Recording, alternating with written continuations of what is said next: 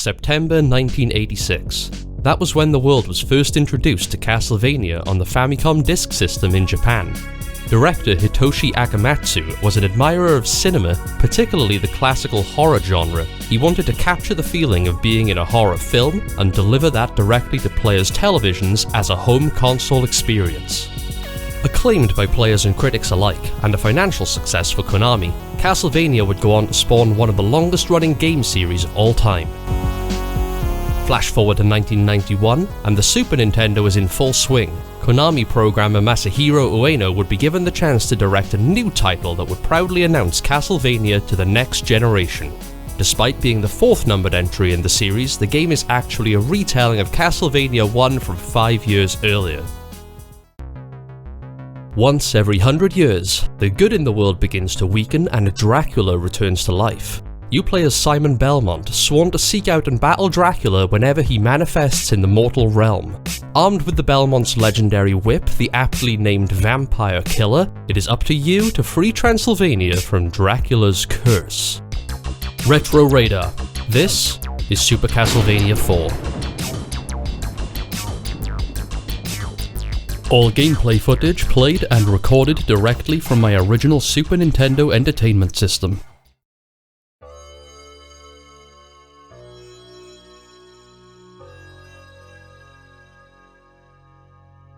Let's begin with arguably the most important element of any platformer, the controls. When you load into the first stage, you're given a safe environment to get used to Simon's core mechanics. You can walk side to side, jump, crouch, and whip in any of 8 directions. Compared to the previous games in the series, Simon's range of motion has been vastly expanded.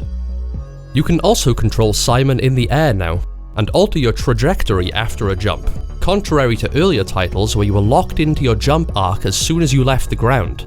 Overall, the controls are a significant improvement over its NES predecessors.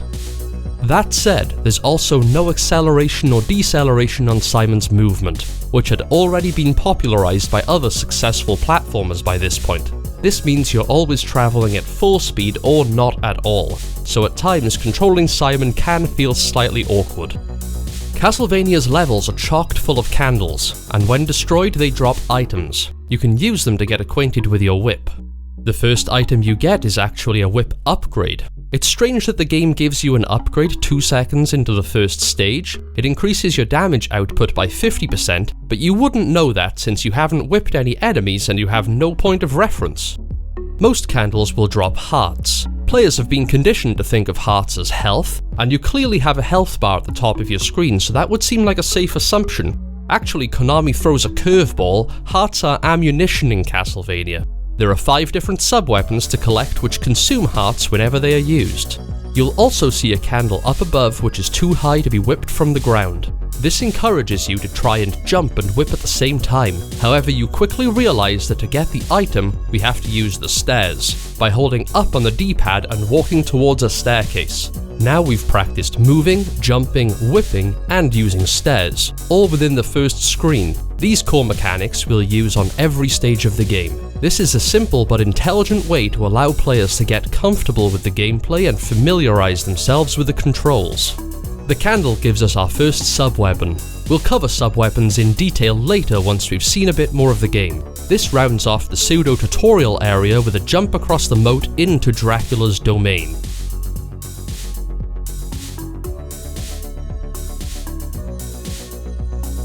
Now would be a good time to bring up what is, for many people, the most memorable element of this game, the soundtrack. Let's listen for a moment.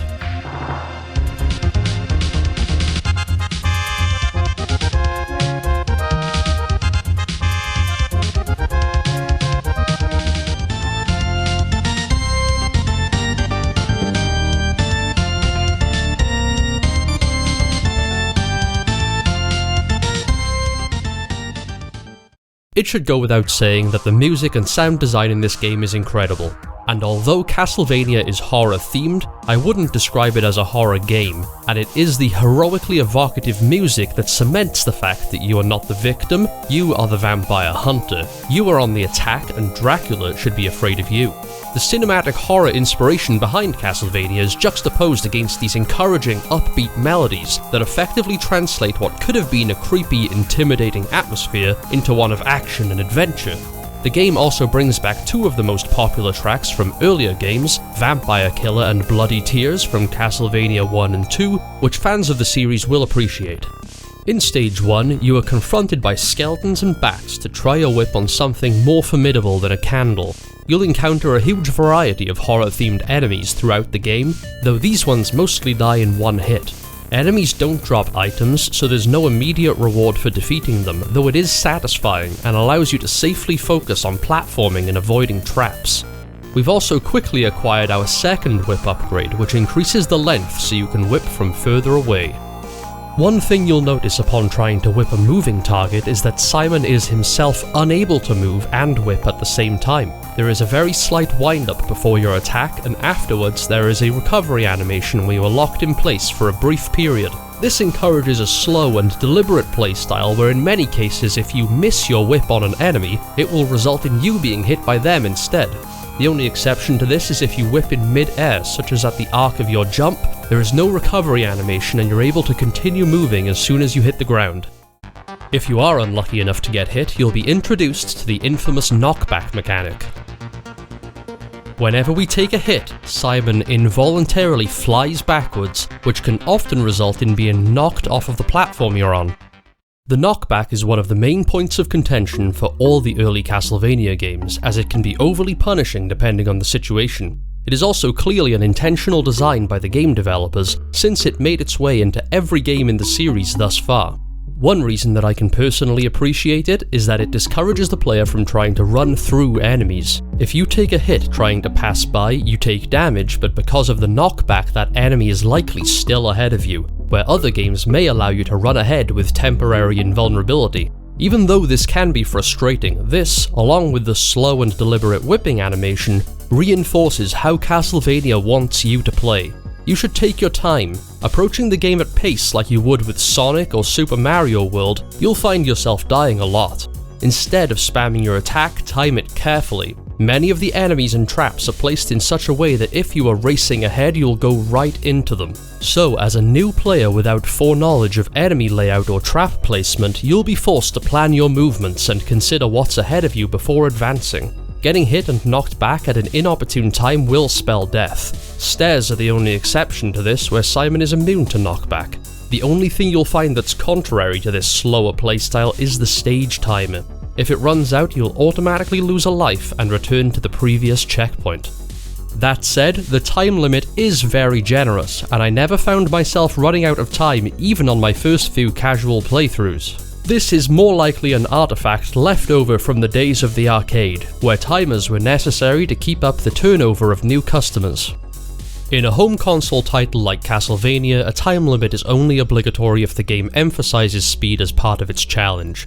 Castlevania does the opposite, making the time limit irrelevant, and I don't think the game would have lost anything if it simply was not included. Moving on, by the end of the first stage, we've had a chance to encounter all 5 sub-weapons. Only one can be carried at a time, so picking one up overwrites the other.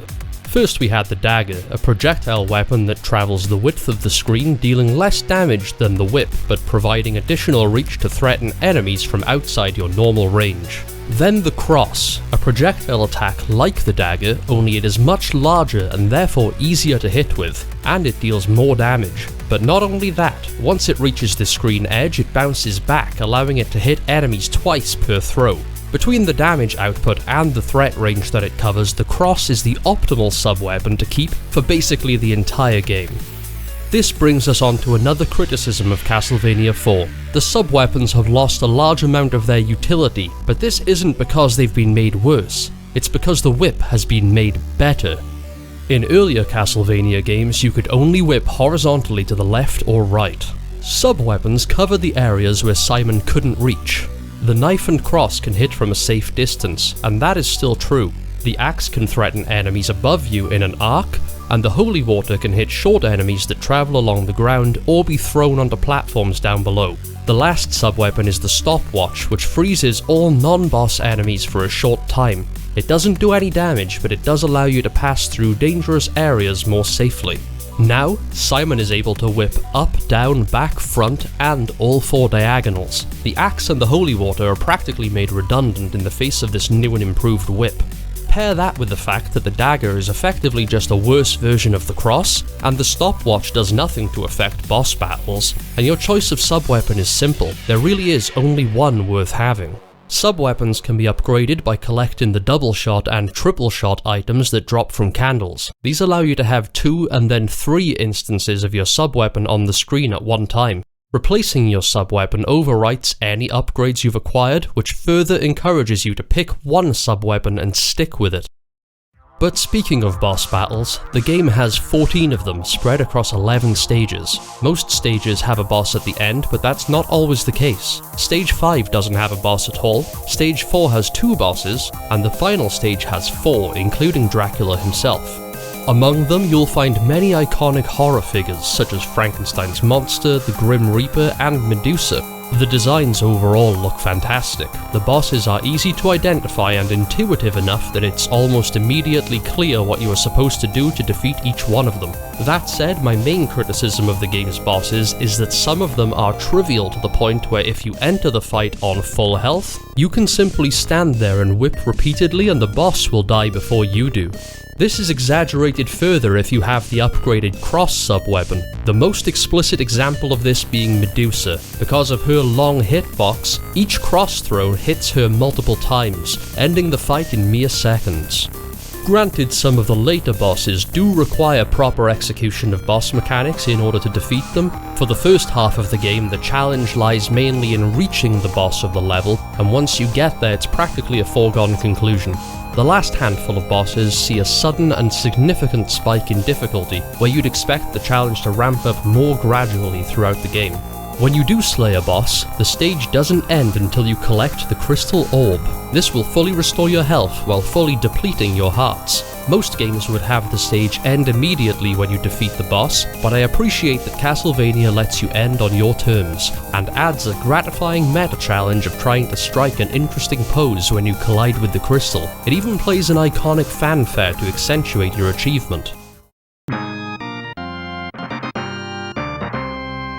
Note that you do retain your sub-weapon between levels, so once you have acquired a cross with a triple shot upgrade, you can hold on to it indefinitely provided you don't die or accidentally overwrite it with another weapon. On that point, it's important to get into the habit of never whipping candles that are directly on top of your character unless you know for sure what item it will drop. Every candle in the game has a preset drop, so it is possible to memorize the ones that contain unhelpful sub-weapons and avoid them.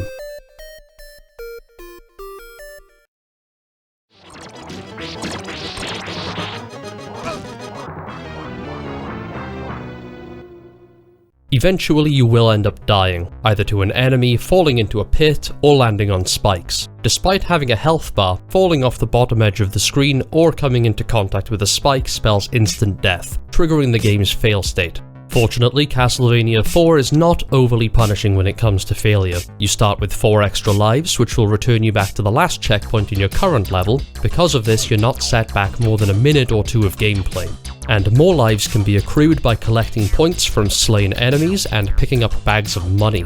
You respawn with full health, but you do lose all your hearts, upgrades, and sub-weapon, which inevitably makes it more difficult to progress than it was previously. This forces you to learn from your mistakes and use your limited resources carefully. If you lose all your lives, then you're given the option to continue from the very beginning of the current stage, or to receive a password, which allows you to quit the game and return to the same stage later on. Unfortunately, the game does not have an internal battery, so therefore no save system, but every level has its own password, so you don't have to complete it entirely in one sitting. Though the game is not particularly long either, with only 11 stages it takes just a few hours on a casual playthrough, provided you don't get completely stuck at any point. Even Castlevania III on the NES had more levels when you account for the optional routes in that game, so it is a little disappointing that Castlevania IV is so short. The game is also entirely linear, whereas its aforementioned predecessor and also its sequel, Dracula X in the US or Vampire's Kiss in PAL regions, both have branching pathways you can take through the game that add replayability. Castlevania IV is certainly well designed for what it is, but players may simply be accustomed to more content than what is on offer here. It's important to remember that Castlevania IV was also an early title on the Super Nintendo, releasing in 1991, less than a year after the release of the console itself, putting it firmly within the launch window. To that effect, the game makes impressive utilization of the hardware and provides a good showing of what the Super Nintendo can do. Let's talk about the graphics and the visual design. As you've seen so far throughout the video, the game looks great. It's easy to identify what's on screen, and there are multiple layers of parallax scrolling to add some depth to the environment. The animations are smooth and detailed, which is important with fairly large sprites that can sometimes command a lot of screen real estate. I love how these regular skeletons just explode into a mess of bones and fire when you defeat them. The artists also did an incredible job of depicting a variety of enemies from the horror genre. You've got your skeletons, zombies, bats, ghosts, and more. The HUD is confined neatly to the top of the screen, away from the game's main rendering viewport. This is so it never obstructs any part of the gameplay while still remaining easy to see key information such as your health or hearts at a glance. One unusual element of the HUD is that the enemy health bar is always displayed below your own. Besides being a slightly ominous reminder of upcoming challenges, this bar actually shows the health of the next boss. But it is strange that this bar is present even on stages that don't feature a boss at all. An almost identical HUD has been used in Castlevania 1 and 3 previously, so the designers clearly opted to stick with familiarity. Does it have room for improvement? Yes. But does it do its job? Also yes, and if it isn't broken, you don't always have to try and fix it. It goes to the game's credit that it is not all staged entirely within Dracula's castle either. Instead, we get a diverse selection of different environments with interesting color palettes that go far beyond the typical drab grey associated with a medieval castle. Level themes include a haunted forest, an underground cave system, a sunken ruin, and within Dracula's castle we see the clock tower, the treasury, and the dungeon, to name a few. The game also employs the Super Nintendo's esteemed Mode 7 graphics, allowing for background textures to be rotated and scaled on a basis of each individual scan line. The best example of this being used is during level 4-3, where the background is curved to give the appearance of being inside a spinning three-dimensional cylinder.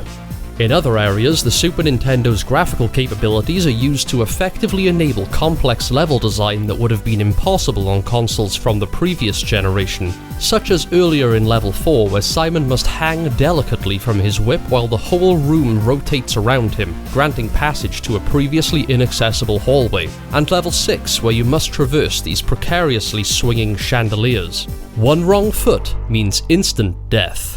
The price we pay for the high graphical fidelity is occasional slowdown. There are a handful of screens, including at least one boss battle, where the game is consistently prone to bouts of slowdown, particularly when using the triple shot sub-weapon upgrade, indicating the hardware is unable to render all the different sprites on screen within the allotted time between game ticks. It is never good to experience slowdown in games, and unfortunately in Castlevania IV you will run into it. If I had to find one criticism of the game's graphics without coming across as overly nitpicky, then this is it. Now let's discuss the level design. In general, the levels are well structured around Simon's range of movement and the threat range of your attacks. I can only think of a small handful of occasions where enemies are placed in such a way where you can't whip them without putting yourself in a very awkward position.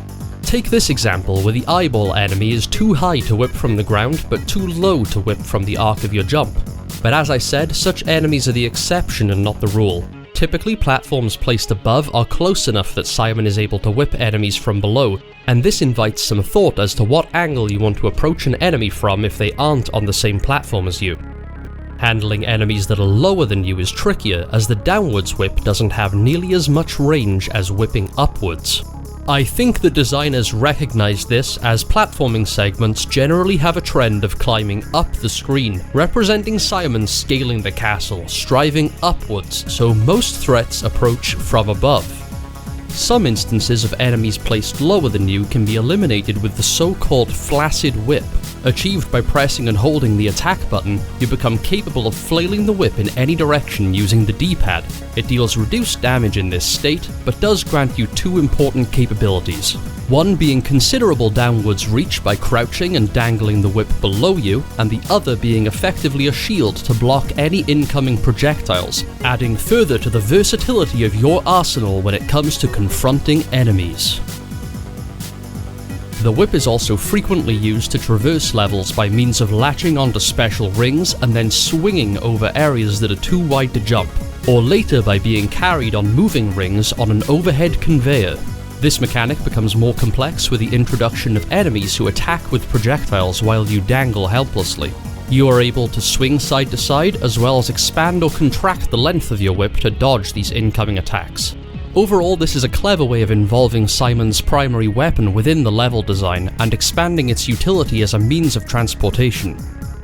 The developers clearly considered carefully the advantages of wielding a whip over, say, a more conventional weapon like a sword, and built the levels and enemies with a focus on what a whip might be capable of. Levels are also abundantly populated with destructible walls that can be whipped to reveal an item. They most often contain meat, which restores Simon's health when collected. These walls are usually well placed so that the player will break them inadvertently when attacking an enemy or a candle situated next to the wall, which means even though there is no visual indication that the wall is destructible, they aren't actually difficult to find. More intelligent game design by the developers that adds almost a slight element of exploration to an otherwise linear game, which I give them credit for. Some destructible walls actually lead to secret areas where you can stock up on hearts, food, and sub-weapons. The game contains 3 major secrets that would be frankly infeasible for the casual player to find without being told where they are. Had to sell copies of Nintendo Power somehow, right? Anyway, the first of these is found in stage 6-2. After the first 2 falling chandeliers, you have to whip this exact floor tile to reveal a staircase. The second is on stage 9-2, where you must allow yourself to be pulled into this particular hole in the wall when air is sucked in. This will transport you to the secret area. Finally, the last of the major secrets is on the final stage, just before Dracula himself. By jumping off this platform just before the staircase leading to Dracula's throne room, you'll land safely and be showered with hearts, food, power-ups, and a cross sub-weapon. Could this be taken as an acknowledgement by the developers that the cross is the best sub-weapon in the game? If so, then it begs the question as to why they didn't put more effort into balancing the other sub-weapons. The next point I want to cover in regards to level design is to do with environmental mechanics. Most stages in the game introduce a new environmental mechanic that is unique specifically to that stage. In stage 1 you have the gates separating the background and the foreground. Stage 2 you have the flowing river that either pushes against you or propels you forward, and so on. Environmental mechanics such as these are essential in making the stage into something more than just a colourful backdrop for your regular platforming gameplay. Instead, they add an additional effect that you as the player must account for in order to progress. They are fundamentally a good idea, but I would have definitely liked to have seen more of them in Castlevania IV. Some are only used in a small segment of one particular stage, and then never again throughout the rest of the game. I would have liked to see each stage introduce a new mechanic while still making use of the ones we've already learned from previous stages. This is a significant missed opportunity. The last point about the design of the game that I want to cover is a little more abstract, and about how the game actually makes you feel as the player. Let's take the concept of a tension graph. These are commonly used to describe books or movies, and a typical arc will consist of introducing a problem, rising action against or caused by the problem, resulting in a climax, and the problem's resolution, followed by falling action. Your standard story will contain many of these graphs placed on top of and within each other, so the overall tension graph of a story might look something like this. Well, this same concept can also be applied to the classic video game formula. where traversing a level is the rising action, the boss is the climax, and the relief experienced after that confrontation is the falling action. You'll notice that games often tend to have periods of downtime after a climactic moment, or perhaps the game is made easier by the introduction of a new item or power-up that allows you to easily overcome the challenges you've faced thus far, until a new greater challenge is introduced. This allows the player to relieve their stress and lower their tension before tackling the next challenge. While Castlevania IV doesn't follow this formula, the game is instead characterized by a constant rising tension, level after level, boss after boss, with little to no reprieve for the player. This type of pressure can create somewhat of an oppressive atmosphere or even a feeling of anxiety. Casual players may find they need to put the game down and take a break to calm their nerves between levels, as challenges beget by further challenge and ever-rising stakes. This isn't strictly bad design, as it successfully evokes emotions you'd experience while watching a horror movie. Anxiety, tension, pressure, and stress. That's not to say that it isn't satisfying when you defeat a boss and complete a level, on the contrary, but that feeling is underpinned by the knowledge that the next threat is rapidly approaching. Until you defeat Dracula, you've simply won a battle and not the war. If you're an experienced gamer who knows what they're in for, this may not apply to you, but it is definitely worth mentioning. So how hard is Castlevania IV? Well, in comparison to earlier games in the series, it is actually a great deal easier. Bear in mind that Castlevania 1 and 3 are regarded as some of the hardest games on the NES. Thanks to the improvements to Simon's mechanics, you feel more in control of the platforming, and with the upgraded whip, Simon is able to tackle just about any enemy without heavy reliance on sub-weapons. Couple that with frequent checkpoints, extra lives, the password system, and the fact that the game isn't particularly punishing of failure either, casual players shouldn't have too hard of a time beating Castlevania IV.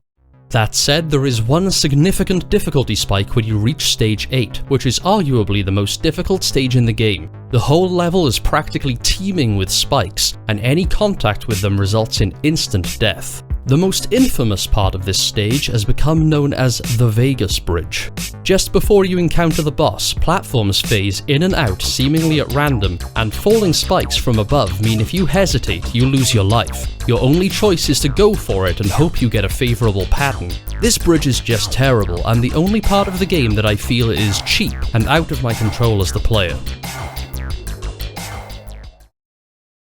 Now let's start wrapping up by talking about the end of the game. The last stage features a boss gauntlet consisting of Dracula's 2 lieutenants, Slogra and Gaibon. Then you fight Death and ultimately Dracula himself. Fortunately, each of these bosses grants a checkpoint and a password when you defeat them, so this final stretch is actually really forgiving if you mess up. The boss I personally find myself dying to the most here is Slogra. At 50% health he'll transition to phase 2, where he will sometimes perform an instant lunge attack with his beak after landing on top of your position. Even if you begin moving away immediately, this attack is still extremely difficult to avoid, and my successful attempts are usually where I get lucky, and he simply doesn't do this attack very often. As I mentioned previously, there is a secret directly before Dracula allowing you to fully resupply on hearts, upgrades, and health if you need it. I can't help but feel that the final confrontation with Dracula is somewhat anticlimactic, the reason being that Castlevania 1 and 3 had Dracula fights with multiple transformations. From a narrative perspective, the idea of forcing Dracula to assume his true, horrific form as you damage him is both compelling and satisfying. In Castlevania IV, Dracula is still a 3-phase encounter in which his mechanics change throughout the fight, but the only thing that changes about his sprite is his head. I would have expected more, frankly, though I will give a nod to the fact that the music changes in the final phase from Dracula's theme to Simon's theme instead. That's a nice touch.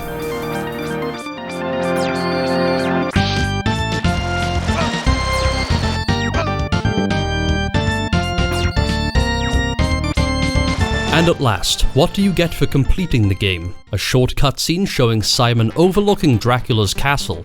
With its Dark Master slain, it collapses into ruin. This is followed by a credit roll before the game actually restarts on a more difficult second playthrough. This is something I really appreciate from the developers, accommodating the seasoned veterans who are looking for a greater challenge. The enemy and item placements are identical, but all foes have more health and deal increased damage. You even get a password that takes you directly to hard mode, so once you've unlocked it once, it will always be accessible for you thereafter, providing some long-term replayability. To conclude, I personally very much enjoyed Super Castlevania IV, and I think it is a fantastic game, one of the best that the Super Nintendo has to offer, and it's an excellent place to become acquainted with the Castlevania series, as it is far more forgiving than the other early titles in this long-running IP. I've personally replayed it many times over the years, and I feel like I will continue to replay it for years to come. Like all gems, it has its flaws, but is the game worth playing today? I would certainly say so, and I hope if you've never played Castlevania IV, that you'll be willing to give it a try and let me know what you think. If you've stuck around the whole time, thank you so much for watching my very first video. Please feel free to leave a like and a comment if you've enjoyed, and let me know what you think about Super Castlevania IV. Subscribe if you'd like to see more, and remember, no matter where you are, to always make time in your day for fun. This has been Retro Radar, signing out.